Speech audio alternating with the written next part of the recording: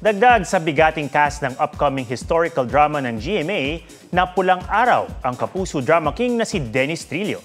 Gagampanan daw niya dito ang kanyang dream role. May report si Katati Bayan.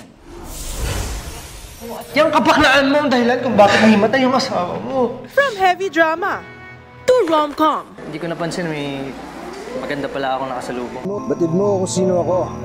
And historical fantasy genre, ipinamalan si Dennis Trillo ang kanyang versatility. Iniisip kita. Nag-aalala ako sa'yo. No wonder, deserve niya ang bansag na Kapuso Drama King. Ngayong patapos na ang laban, maaari ko na silang makita. Pero si Dennis, meron pa palang ultimate dream role at mapapanood daw yan sa Kapuso Prime series na Pulang Araw. Ang tagal ko nang hinihintay yung character nasa kontrabida. Hindi raw nagdalawang isip si Dennis na tanggapin ang role bilang isang malupit na sundalong Hapon. Hindi ako kinakabahan dun sa pagsasalita niya ng Nihongo or Japanese. Mas kinakabahan ako dun sa pag nagtatagalog siya kasi baka magiging nakakatawa. Sino naman kaya ang pinaka-excited siya makabatuhan ng linya? Excited ako magkaroon kami ng eksena ni Alden, David at Barbie.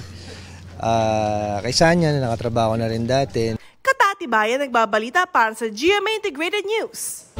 Huwag magpahuli sa mga balitang dapat ninyong malaman. Mag-subscribe sa GMA Integrated News sa YouTube. Sa mga kapuso abroad, subaybayan nyo kami sa GMA Pinoy TV at sa www.gmanews.tv.